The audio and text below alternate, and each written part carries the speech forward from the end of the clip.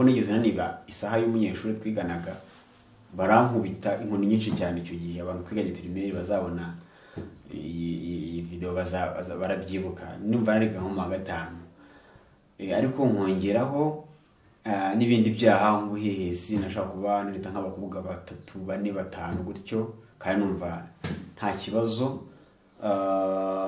ikindi nari narabaswe n'urwangano by'ukuri nari mfite urwangano rukomeye cyane nangaga umubyeyi wanjye papa kandi ku mpamvu yumvikana hari wabyumva gutya akavuga ati nta mahano n'iki papa yari aradutaye ndi muto dukura nabi mu buzima twagomba kuba mu yahaba rero ndamwanga ku buryo napanga no kuzamwica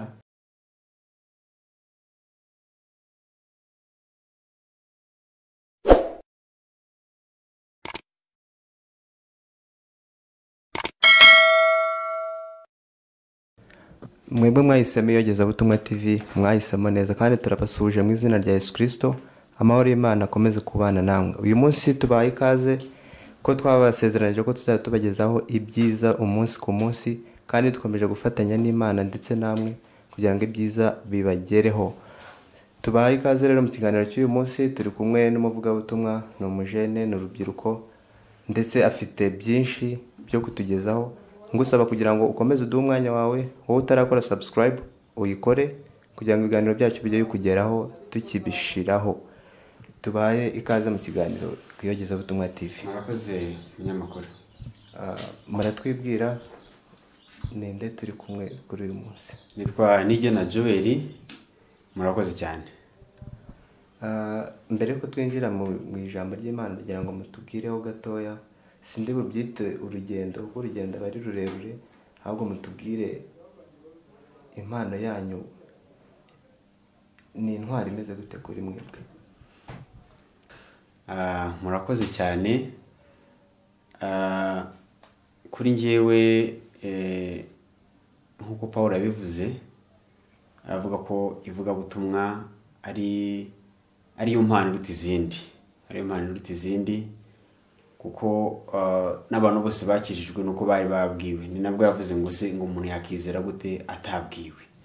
Rero kuri njyewe numva ari ikintu gitangaza gikomeye cyane Imana yankoreye yangira icyizere cyane ko ntari mbikwiriye nari mu kutahabwa ubuntu bwo kuvuga ubutumwa bwiza ariko kuri njyewe ni impano ikomeye kuvuga ubutumwa kuvugira Yesu ubusanga n'abavugira za guverinoma bari abantu bakomeye kandi zizashira abavugira company nka za Airtel cyangwa se baba abantu bakomeye ariko urumva kuvugira Yesu umwami w'abami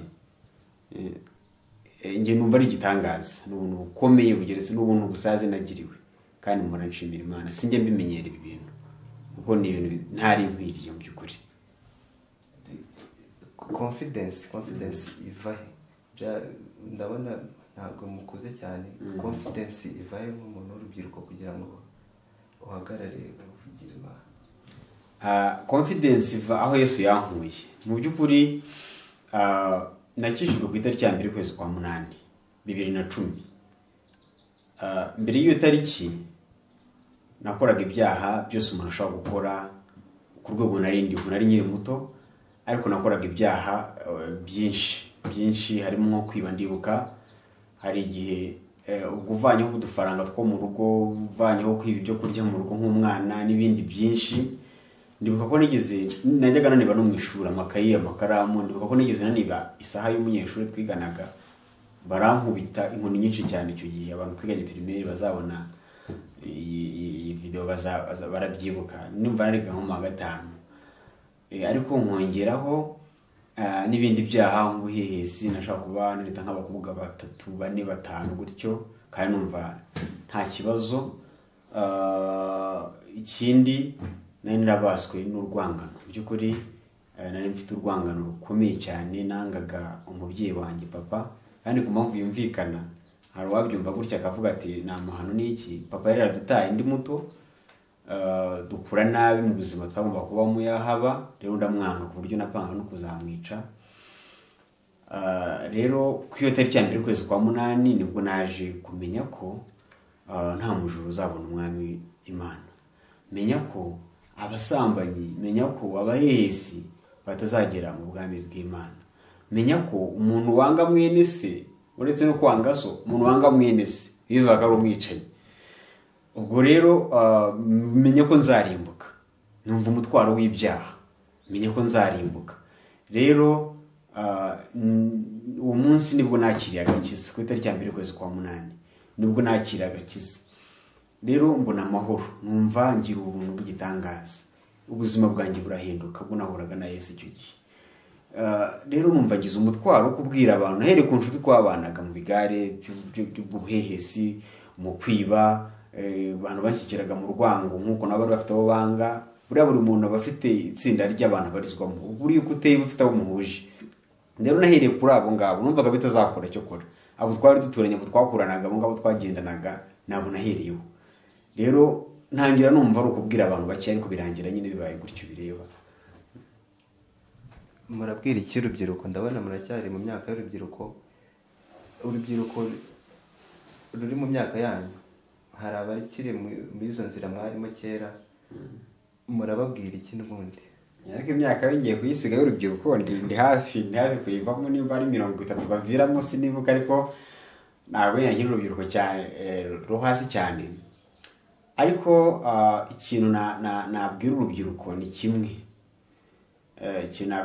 ni kimwe, nuko ubuzima buzima cyangwa se ubuzima bwuzuye ni ukwakira Kristo, ni ugukizwa. Ibindi ni ukwiremera ibicocero, ibindi birangizwa no kwicuza. Maze imyaka 10 menye Yesu. Hagati aho muri iyo myaka 10 namenyanye n'abantu benshi, nkabataho igihe, nkabatakazaho imbaraga, ariko bikarangira nicujije. Muri iyo myaka nagiye nkora ibintu bitandukanye, amaproje, imishinga itandukanye, ibundi kananira, ubundi bindi bikarangira nicujije. Impamvu nabigiyemo, nagiye nizera abantu, bikarangira nicujije, cyatumye mbizera. Nagiye ngerageza ibintu byinshi, nkashyiramo n'imbaraga, bikarangira nicujije. Ariko muri iyo myaka 10 sindicuza ko namenye Yesu, sindicuza ko nakiriye agakiza, kandi ndumva ntazanicuza. Imyaka ikiri imbere yanjye ni myinshi, sinzi uko bizagenda mu myaka 50 iri imbere, ariko icyo nzi ni kimwe, nuko Yesu azabana nanjye, kuko yarabinyemereye. Yambwiye ko atazansiga, ambwira ko atazandeka, ambwira ko azabana nanjye, kandi sinzava muri iyi nzira. Mbonye Yesu agendana nanjye, mbonye Yesu angirira neza, mbonye Yesu anongeraho nsuzugurirwa, akahamira icyubahiro. Nk'iki kigo nyobora ahangaha mwansuye, nari umunyeshuri waho, mpava banyirukanye nabuze amafaranga y'ishuri, mpagaruka nje kuba direteri. Urumva uwo Yesu hejuru y'ibindi byinshi yankoreye.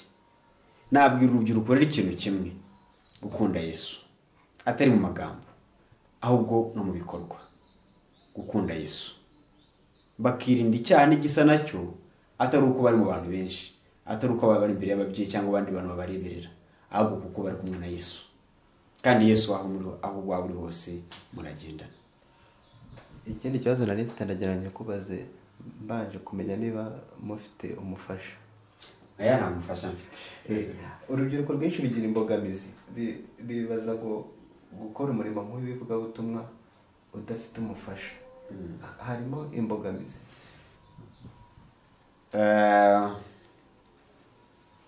Icyo kibazo ubwacyo kirakomeye, ariko ngiye kugeza ubu nanayoboye paruwase, nigeze mba nyoboye paruwase yitwa Gashirabwoba yo muri Eyari, muri diyoseze yacu ya Cyangugu. Ariko nta mbogamizi nahuye nayo yuko nta mugore ngira, ntayo. Hari n'uwambwiye ati tari kubwo ngubwo, ubwo yirarira guteye ubigenza gute nta mugore, ariko ambwira nyine ati nka pastori, niko yanyitaga ati nka pastori iyo bigeze bityo bigenza gute. Kandi nyine naryo rirantera ko ndi umuntu ko ndibuka cyane nyine mu myaka ya mikeya, kuko ndibuka mu byaha nihaniye cyane, cyaje kwikinisha. Noneho aho mbirekeye rero nsanga umusore twajyaga tubikorana cyane, nyine nkaho binyigishije ibyo bintu, ambwira ati ni gutya bigenza niki. Naho n'ingaruka zo kutabikora maze gukizwa.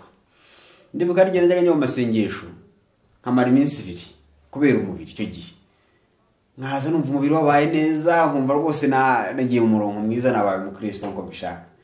Namara kurya nanywa igikombe cy'amata, umubiri ukongera. Nuko ariko Imana ishimwe byagiye bishira ko igihe cyagiye kigenda gishira. Rero kuba ndafite umufasha, ndi umuvugabutumwa, ntibivanaho yuko ari ngombwa ko umuntu yabikora, ariko Yesu arahagije wamwemereye. Yesu arahagije wamwemereye, n'icyo gihe gikwiye kigeze nyine kikagera bikabaho, umuntu akaba yagira umufasha. Nibyo nawe turi kwerekera, ariko njye nta mbogamizi kugeza uyu munsi mbona. Murakoze cyane, mukatubahereza umwanya ukomeze mu isengesho, muhita mutangira kutubwira icyo Imana yabashize ku mutima. Mana yacu turagushimiye cyane, turaguhimbaje, tugushimiye uyu munsi uremye ku bwacu, tugushimiye ko wabanye natwe Mana, wakoze kuturinda. Icyubahiro kibi cyawe. Uyu mwanya duhaye rero kuvuga ubutumwa kuri iyi media IYOGEZABUTUMWA TV, turagusaba kugira ngo tuyobore, Mwuka wawe yaratubeho, kandi Imana bazumva ubutumwa reka buzabakize. Abari babaswe n'icyaha cy'ubusambanyi Imana, reka ubutumwa buzabakize. Abari babaswe n'ibyaha by'inzangano, ku butumwa buzabakize. Reka ubagire neza Mwami, cyangwa twakugeraho umugisha uyu munsi. Ubaye natwe, ubaye n'abazumva buri ubutumwa, tubisabye Imana mu izina rya Yesu, amen.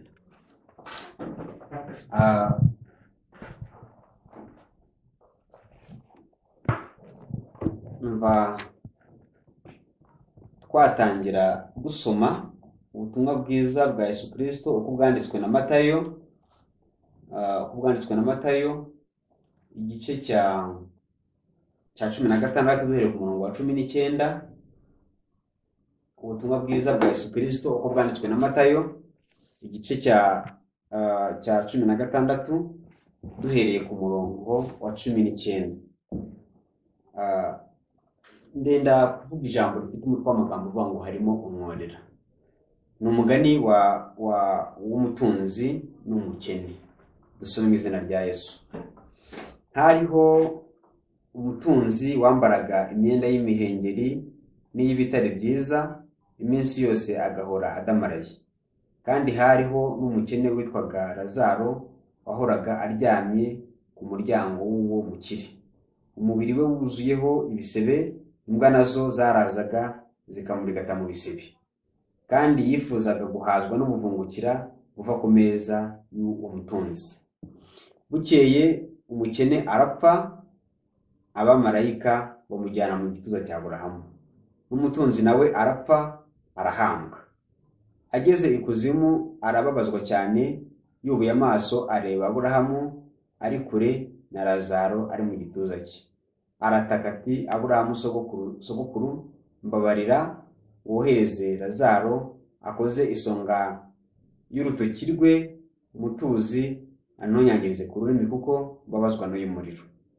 Aburahamu aramubwira ati, mwana wanjye, ibuka yuko wahawe ibyiza byawe ukiriho, Lazaro nawe yahawe ibibi none aguwe neza. Hano wowe uraho urabazwa cyane, kandi uretse n'ibyo dore harimo umworera munini bikabije hagati yacu namwe, washyiriweho kugira ngo ababasha kuva hano kuza aho muri batabibasha, kandi n'abava aho batagera hano. Nawe ati, ndakwinginze sogokuru ngo nibura umwohereze kwa data, kuko mfite bene data 5, ababurire ngo nabo batazaza aha hantu ho kubabarizwa cyane. Aburahamu aramubwira ati, bafite Mose n'abahanuzi babumvire. Nawe ati, oya sogokuru Aburahamu, ahubwo nihagira uzuka akabasanga bazihana. Aramubwira ati, nibatumvira Mose n'abahanuzi ntibakwemera naho umuntu yazuka. Imana ishimwe ku ijambo ryayo. Tugiye gufata uyu mwanya Imana iduhaye tuganira kuri aya magambo avuga ngo harimo umworera.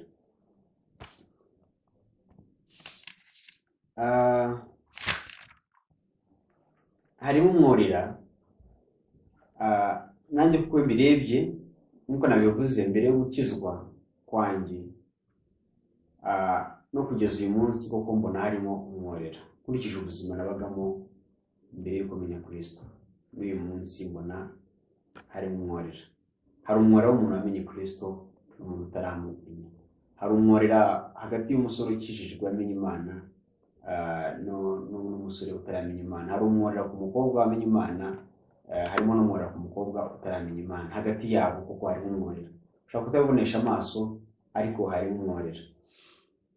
Hari umuntu yagize anambaza ati se ko wihariye ibyo bintu byinshi imbere yo kukizwa by'itariki ya mbere kwa 8/2010, iyo muri myaka 10 nta kindi wongeze gukora? Naramusubije ngo narabikoze n'ubu ndacyabikora, ariko itandukano rihari ni irihe. Mbere nashaka gukora icyanga panga n'undi munsi wo gukora icyaha gisa n'icyo. Abana uyu munsi ubwo nibye utanziba ibi nibi mu rugo wenda n'ikiri muto, ariko uburyo ngeso ari uzakuri. Ubwo mbonye uyu mukobwa namushakaga dukundanye, ngiye gushaka undi mukobwa, bindi babe batatu, numva nibwo buzima n'ibindi byinshi Satani yankoreshaga biteye isoni. Ibyo Paul yavuze ngo ubuntu bw'Imana buganyije nubwo nabanje kuba mubi. Ariko uyu munsi nta munsi ndabyuka nzi ngo ndakora icyaha runaka, nabipanze. Ntabwo ndapanga ngo ndaza gukora icyaha iki n'iki uyu munsi. Ariko kuko Paul nawe yavuze ngo ngerageza gukora ibyiza, ibi bikantanga imbere. Ariko arongera avuga ngo Imana ishimwe ko izanyiza ku bwa Kristo. Duhora twihana, duhora tugaruka imbere y'Imana. Imana ikongera ikavuga umubano wacu nayo, tukongera kumva umunezero w'agakiza kayo. Harimo umurira nanjye iyo birebye icyo gihe n'uyu munsi. Niyo magambo tugiye kuganiraho y'uyu mugani Yesu yaciye. Aravuga ngo hariho umutunzi wari ufite ubutunzi bwinshi cyane, ngo wahoraga yambaye imyenda y'imihemba. Imihemba ari imyenda y'icyubahiro ikomeye cyane. Kera abantu bambaraga amakanzu, ariko yari ikanzu y'ibitare ihenze cyane. Uwo mutunzi ngo wahoraga adamara iminsi yose, yahoraga aguwe neza iminsi yose. Ngo noneho ngo ku muryango, kuri gate ye cyangwa se ku marembo yiwe hari umukene. Uwo mukene ngo yahoraga aryamye aho ngaho, yifuzwa no guhazwa n'utuvungukira twavuye ku meza y'uwo mutunzi. Niyo nkuru twasomye ku meza y'uwo mutunzi. Ngo natwo ntatubone. Igihe kiragera, kuko turi mu isi, turi abagenzi, turimo turatambuka tujya mu ijuru, tujya mu buzima bw'iteka. Ntawe utazajyayo mu buzima bw'iteka. Hari abazajya mu ijuru, hari n'abazajya mu muriro nk'uko twabirebye, ariko twese tuzajya mu buzima bw'iteka. Kandi ubuzima bw'iteka butanga amahitamo abiri, butanga amahitamo amwe muri abiri. Nuko mu buzima bw'iteka bwo mu ijuru cyangwa ko mu buzima bw'iteka bwo kubabazwa mu muriro nk'uko twabibonye. Ariko amahitamo dushobora kuyakora tukiri muri isi, amahitamo ushobora kuyakora uyu munsi nyine data. Rero nk'uko twabisomye muri ubu butumwa bwiza, duhereye ku murongo wa 19, uwo mutunzi yabonye ibyiza byose yari afite muri iyi si. Yari afite umunezero wose umuntu ashaka kugira muri iyi si, ariko igihe kiza kugera arapfa, ajya ikuzimu. Na wa mukene yarababajwe cyane, ari muri iyi si, igihe kiza kugera arapfa, ariko ngajya mu gizo cya Aburahamu. Igizo cya Aburahamu gisobanura kuba mu bwami bw'Imana, kuba mu ijuru, kuba mu bwiza bw'Imana. Abantu benshi iyo usomye hari ibitabo by'abantu bahakana Imana n'ibindi, bavuga bati nta juru ribaho, ubundi bakagera kure nta Mana ibaho. Ariko nyamara mu myemerere yose, ari imyemerere ya Gikristo, ari iy'Abayisilamu, ari iy'Abayahudi, ari iy'Ababuda, ari iy'Abahindu, imyemerere yose, ari iy'Abanyarwanda, imyemerere gakondo y'Abanyarwanda, ari iy'Abanyafurika batandukanye n'abandi, bose ari ikintu iyo myemerere yose ihuriraho. Bahuriraho ko nyuma y'ubuzima hari ubundi buzima, hazongera kubaho ubundi buzima. Abanyarwanda byo tubizi cyane, abenshi bongeye kubona abantu babo bapfuye. Umuntu wawe akaba yarapfuye, ariko ukongera ukamubona, akongera akagaruka. Rero twizera ko nyuma y'ubuzima hari ubundi. Bamwe bati ni mu ijuru, abandi ni mu kuzimu, ariko ikiriho nuko twemera ko nyuma y'ubuzima hari ubundi.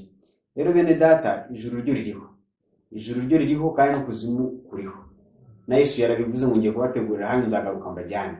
Arongera avuga ngo igihe kizagera ngo nkiri intama iburyo n'ihene nzishyire ibumoso.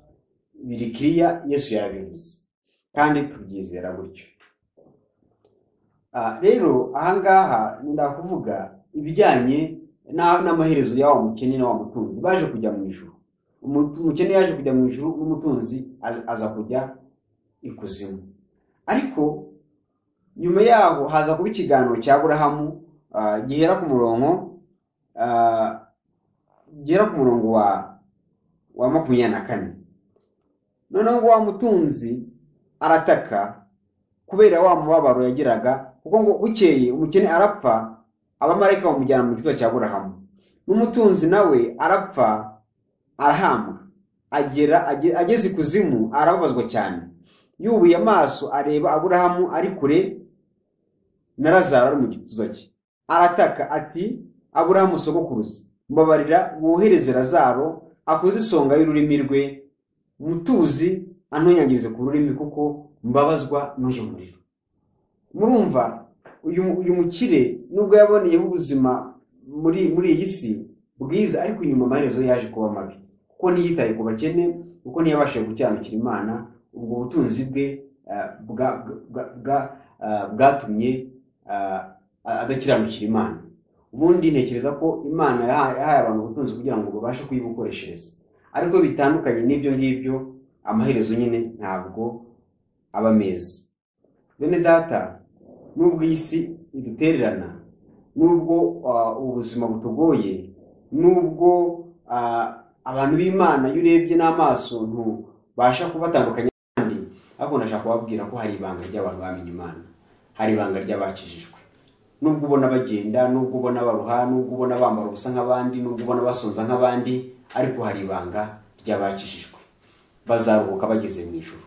Hari igihe Imana izahanagura amarira yabo ku maso.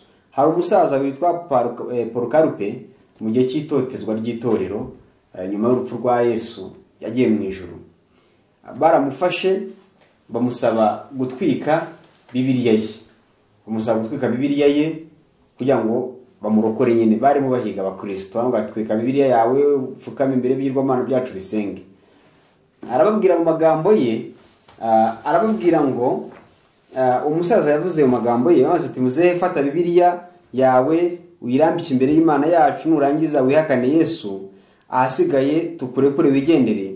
Umusaza yarabwiye ati, imyaka 86 nakuriye uwo mwami, munsaba kwihakana uyu munsi, nta kibi yankoreye keretse ibyiza gusa. None namwihakana ndiko ari we mwami akaba n'umukiza wanjye. Umusaza yari afite guhamya gukomeye. Yarabatse uwo mwami ndamwihakana ndi kari umwami akaba n'umukiza wanjye. Bamujugunye mu muriro, bashaka kumubara, bati, umwami wampaye kumuhamya imbere yanyu mumeze mutya arama no kwihanganira ubabare bw'uyu muriro. Ajya mu muriro aririmba ahamya Yesu. Dukwiye gukomeza guhamya Imana no mu bihe nk'ibi ngibi bikomeye. Satani yazanye igeragezwa mu isi, by'umwihariko agerageza itorero muri ibi bya corona, aho bitanoroshye kuba nta bantu basengera. Ariko ndababwira ngo nimukomere kandi numushikame.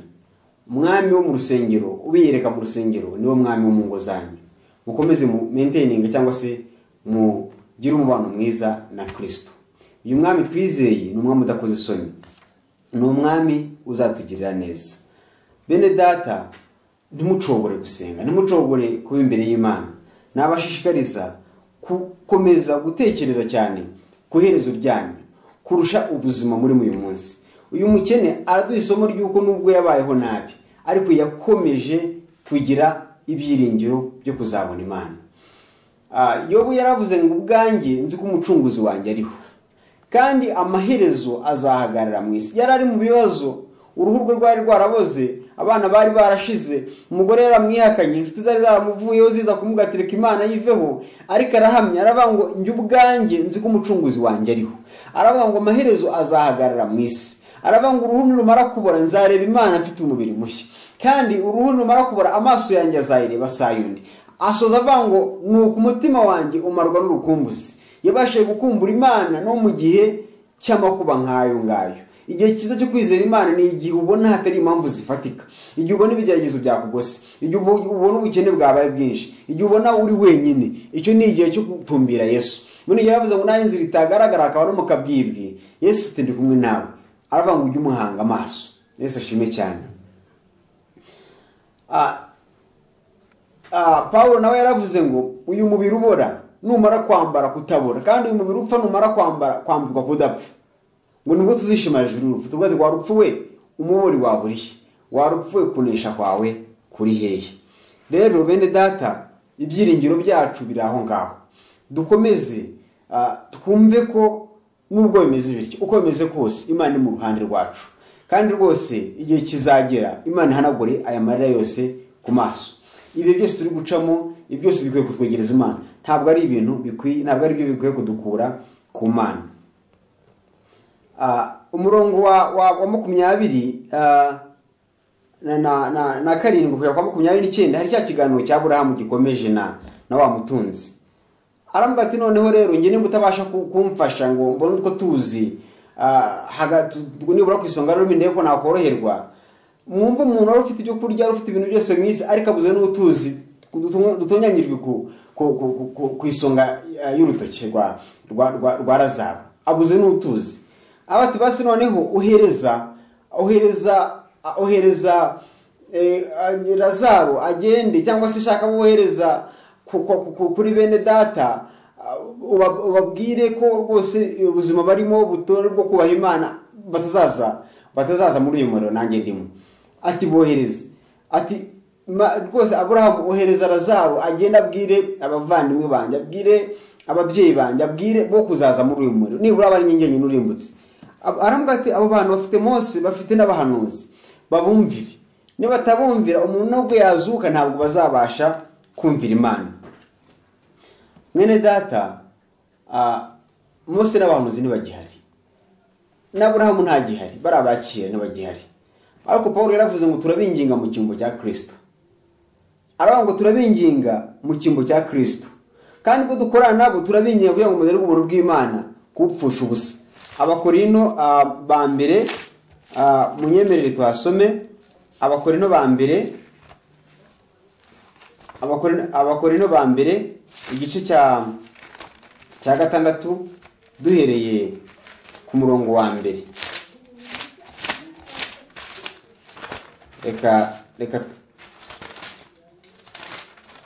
Abakorino ba kabiri igice cya 6 duhereye ku murongo wa mbere. Haravuga ngo kandi ubwo dukorana nayo turabinginga kugira ngo mudahererwa ubuntu bw'Imana gupfa ubusa, kuko yavuze iti mu gihe cyo kwemererwamo narakumviye, no ku munsi wo gukirizwamo naragutabaye. Dore none nicyo gihe cyo kwemererwamo, dore none niwo munsi wo gukirizwamo. Bene data, nibyo ngibyo nyamutunzi yifuzaga. Yaravuga ati na Lazaro nazuka agenda abwire bene se, ariko aravuga bafite Mose, afite n'abahanuzi. Ndashaka kubwira abantu bose bari bazareba iyi video, hari Mose, hari n'abahanuzi muri iki gihe cya none. Ntabwo ari Mose wandi mu isano rya kera, ahubwo hari abandi ba Mose benshi, hari ba Eliya benshi, hari abahanuzi, hari abantu b'Imana benshi.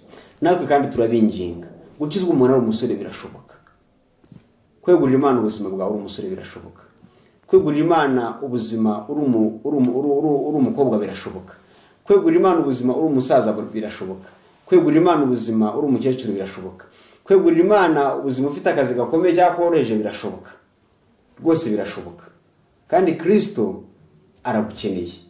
Ibintu byose agukoreye mu buzima, imirimo n'ibitangaza agukoreye mu buzima, uburwayi akagukiza, abushomera bakaguha akazi, ibintu byose agukoreye mu buzima, kwari kugira ngo akwirehereze, kwari kugira ngo akubone, kwari kugira ngo umumenye, kwari kugira ngo umukunde, kwari kugira ngo akwiyegereze. Niyo mpamvu, nta yindi mpamvu. Si uko ari mwiza, si uko ari muremure, si uko ari munini, ahubwo kwari kugira ngo akwiyegereze. Ibyo se bikoze kugira ngo turabinginga, niko Paulo avuze ngo dore none nicyo gihe cyo kwemerwamo, dore none no munsi wo gukirizwamo. Mu gihe cyo kwemerwa Imana yarakumvise, no ku munsi wo gukirizwamo Imana yaragutabaye. Mwene data, uyu munsi kwa kugira ngo wumve buno butumwa, Imana ishaka ko nawe wakira ubwo buntu bw'Imana. Imana ishaka ko nawe ugirirwa imbabazi n'Imana. Yohana 16 hagaragaza icyifuzo cy'Imana. Imana ishaka kugira amahoro mu mutima, Imana ishaka ko ugira umutuzo, Imana ishaka kugira ubuzima bwuzuye buri muri Yohana 10:10 ngo yaje kugira zibone ubugingo ndetse zibone byinshi. Angaha twari tubanje kuvuga 3:16 muri Yohana, haravuga ngo kuko Imana yakunze abari mu isi cyane byatumye itanga umwana wayo w'ikinege kugira ngo umwizera wese atarimbuka ahubwo ahabwa ubugingo buhoraho. Haleluya. Kugira ngo umwizera wese atarimbuka, kugira ngo we experiencing, kugira ngo ugire urwo rukundo rw'Imana. Kandi ubwo kavukire yacu twaraba kugirwa umujinya nk'abandi bose uretse urwo rukundo rw'Imana. Kubera ngo twese twakoze ibyaha ntitwashyikira ubwiza bw'Imana. Twese twakoze ibyaha ntitwashyikira ubwiza bw'Imana. Munyemerere ntabatindiye cyane ngana ku musozo dusome Petero wa mbere. Petero wa mbere igice cya 2 umurongo wa 12. Petero wa mbere igice cya 2 umurongo wa 12. Haravuga ngo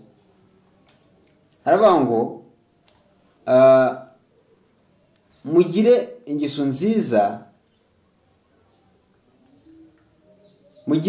ingeso nziza hagati y'abapagani, kugira ngo nubwo babasebya nk'abakora nabi, nibabona imirimo yanyu myiza izabatere guhimbaza Imana ku munsi wo kugeragerezwamo. Mugire ingeso nziza. Ntabwo byoroshye, ariko nicyo ngicyo Imana dusaba, kugira ingeso nziza, kuko turi abana b'Imana. Nkuko Yohana bivuga n'ubundi ubutumwa bwiza bwa Yesu bwanditswe na Yohana, aravuga ngo umurongo igice cya mbere umurongo wa 12, aravuga ngo icyakora bamwemeye bose bakizera izina rye yabaha ubushobozi bwo kuba abana b'Imana. Rero ngana ku musozo ndashaka mwene data kukubwira intambwe nke ushaka gutera kugira ngo wakire Kristo mu bugingo bwawe. Intambwe ya mbere ni ukwemera ko uri umunyabyaha, nta kindi. Intambwe ya mbere ni ukwemera ko uri umunyabyaha, ukibonaho ibyaha, ukumva ukeneye ubwo buntu bw'Imana, ukabona ko uri umunyabyaha, ukabanza ukabona ko ibyo ukora bidakwiriye, ukabanza ukamenya ko Imana yanga ibyo byaha ukora, ariko icyo ukora wera gukunda. Icya mbere ni ukwirebaho ibyaha. Icya kabiri ni ukwemera kwihana. Abantu benshi bajya bumva kwihana rimwe na rimwe ntibabisobanukirwe, ariko mu gitabo cy'abacamanza igice cya 17 hari urugero rwiza rwo kwihana. Hari urugero rwiza rwo kwihana igice cya 17 mu bacamanza. Haravuga ngo ku murongo wa mbere aravuga ngo hariho umugabo wo mu gihugu cy'imisozi miremire ya Efurayimu yitwaga Mika. Yabwiye nyina ati, bya biceri by'ifeza 1,100 wibwe bigatuma uvumana, nkumva uvumana ndabifite ningiye wabyibye. Nyina aravuga ati, umwana wanjye nahirwe kuwiteka. Nuko abisubiza nyina bya biceri by'ifeza 1,100. Nyina aravuga ati, nukuri izi feza mfite mu ntoki nzereje Uwiteka, kugira ngo umuhungu wanjye azazikoreshe. N'ibindi bikomeza hepfo. Kwihana nuko nguko.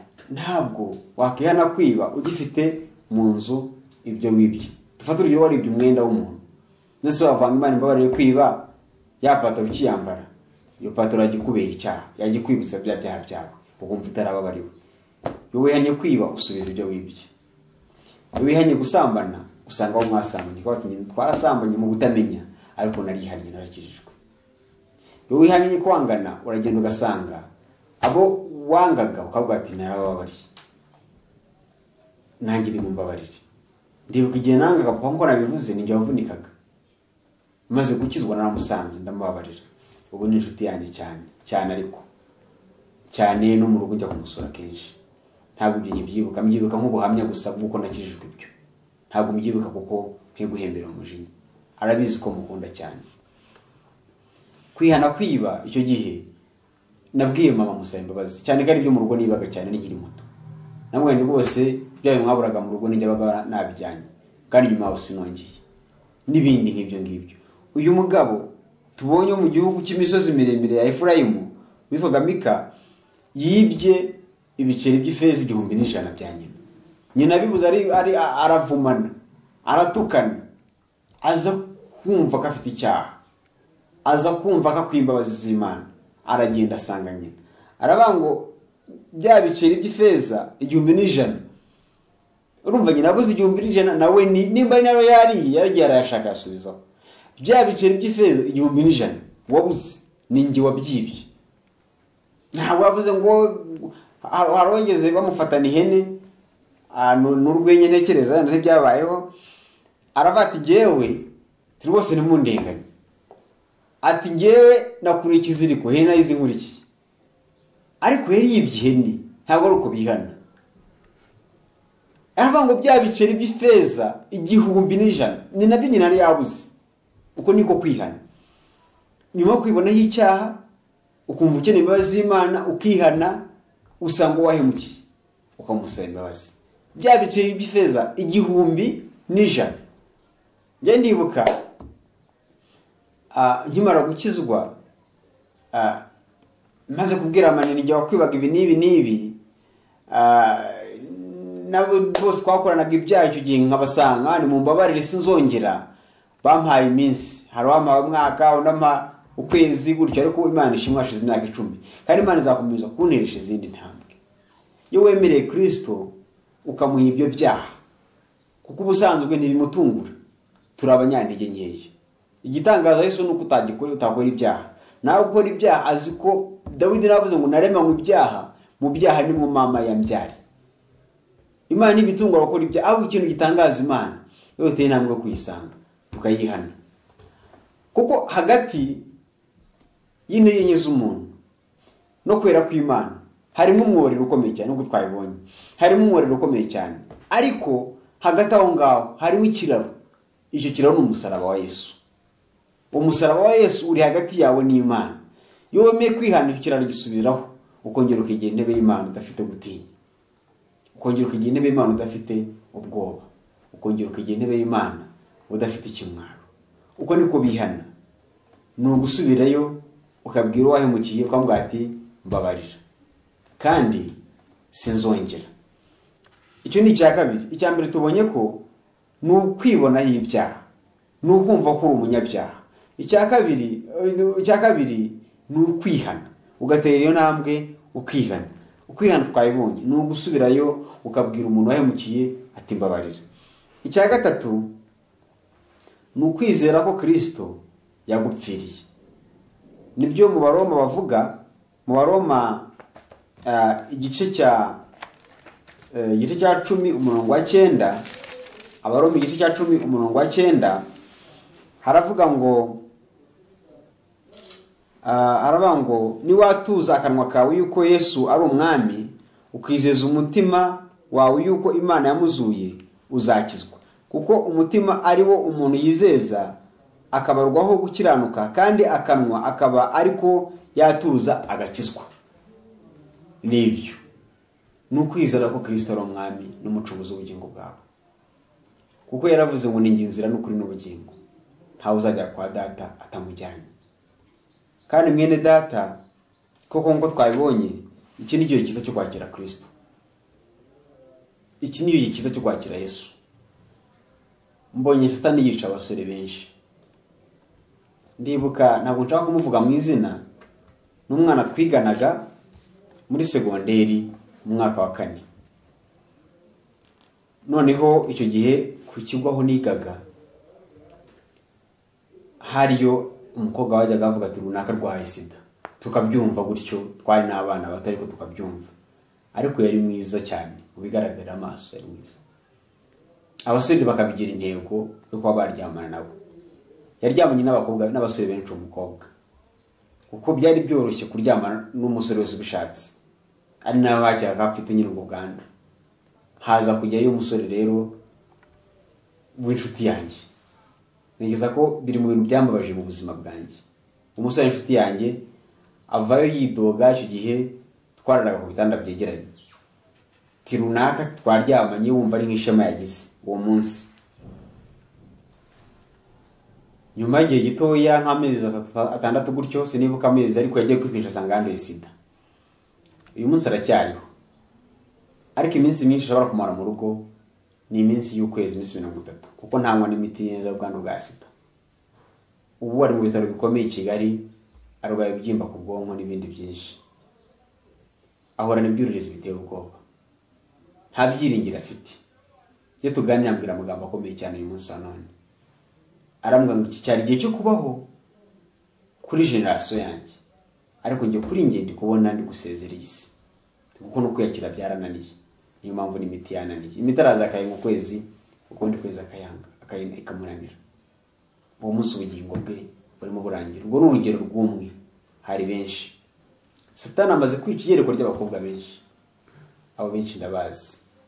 Satani amaze kwica iyerekwa ry'abakozi b'Imana benshi. Iki ni igihe cyo kugendana na Yesu kandi ukamugendera imbere utunganye. Niwatuza akanwa ukizeza umutima ko Yesu ari umwami, uzakizwa. Ibyahishuwe umurongo wa 3 igice cya 3 umurongo wa 10 umurongo wa 20, byashuye igice cya 3 umurongo wa 20, Yesu arabamagaza ku ruginda komanga. Niwemera ndinjira, mwakira umwami n'umucunguzi w'ubugingo bwawe, kuko umunsi umwe roho yawe izahagara imbere intebe z'imanza y'Imana. Nta rubanza ruzaba kuko uzahemberwa ibihwanye n'ibyo wakoze. Ariko nk'uko twabibonye, nubwo kamere y'icyaha turimo itatworoheye, ariko Pawulo asoza avuga mu gice cya 7 mu Baroma, aravanga Imana ishimwe kuko izajya inkiza ku bwa Yesu. Ukeneye uwo mwami uzajya uhora gukiza, uzajya uhora gukiza kamere mbi y'icyaha, uzajya uhora gukiza kamere wavukanye itoroshye. Imana ishimwe kuko izajya gukiza ku bwa Yesu. Uwo Yesu arahari kandi yiteguye kukugira neza. Ni igihe cyawe cyo kumwakira, ni igihe cyawe cyo kumubwiza ukuri, ukamubwira ko umunyabyaha, ukamubwira ko umukeneye, ukegera umukozi Imana akagusengera. Aho uri simazi, ariko Imana irahazi. Ibyaha ukora simbizi, ariko Imana irabizi. Nta gihishwe kitazashyirwa ku karubanda. Byose urabikora ngo ukabwihora, niko birivuga, ukibwira ko ihwanye nawe. Ariko umunsi umwe izabigukorera, izabiguhanira uko bikurikirana. Izo nsangano zikuri ku mutima w'abantu wiziritseho, Imana irabizi. Biravuze ngo wanga mugenzi we n'umwicanyi. Ubwo busambanyi bwawe Imana irabuzi, nta musambanyi uzabona ubwami bw'Imana. Ubwo bujura bwawe Imana irabuzi, nta mujura uzabona Imana, n'ibindi byinshi nawe yiziho. Ariko Yesu arahari, arashaka kubibonaho ibyo byaha, ubundi ukamusanga, ukamwegera, akakubabarira. Imana ishaka kugukoresha iby'ubutwari. Dusoza Abaroma igice cya 13 hari ijambo nkunda rivuga ngo, Abaroma igice cya 10 umurongo wa 13, reka abari ijambo dusorezaho. Haravuga ngo kuko umuntu wese uzambaza izina ry'umwami azakizwa. Nene data, Yesu arashaka gukiza. Uzambaza izina ry'umwami Imana wese azakizwa. Ese wakemera ukakira uwo mwami? Wakemera ukambaza iryo zina ry'umwami? Reka dusenga Imana. Mwami Imana, turagushimiye cyane, turaguhimbaje. Twe turabaswa ntitwabasha kuvuga ijambo ryawe nk'uko biri, ariko umwuka wawe wera abasha gukora ibitangazo mu mitima y'abaryumvise. Turasengera umuntu wese wumvishe buno butumwa kugira ngo umugire neza, umusange, umukirize umutima, azabana nawe iteka ryose mu ijuru, yo kuzacirwaho iteka nk'iryo nyamutunzi yaciriweho. Kuko ngo yarababajwe cyane, ariko Lazaro yaranezerewe. Cyane yaranezerewe. Ndakwinginze mwami kugira ngo uzatone wo gucirwaho iryo teka. Umunsi uzahamagara bawe nako tuzitaba, tuzumva amazina yacu twitabe. Turagushimiye ko ukomeje gukora imirimo n'ibitangazo mu mitima yacu, kandi tugushimiye ko Mana ubabariye abantu bose batsinzwe n'urubanza. Tugushimiye ko ubejeje byane ibicumuro, turabambura, turabakuraho imbaraga zose za Satani zibatsikamiye, imbaraga zo kwikomeza no kwihagaraho zose turazimenagura mu izina rya Yesu. Gukora kw'Imana ko mu mitima yabo, umwuka wera akora imirimo n'ibitangazo mu mitima yabo. Ibyo byose tubisabye Imana mu izina ry'umwami wacu Yesu Kristo.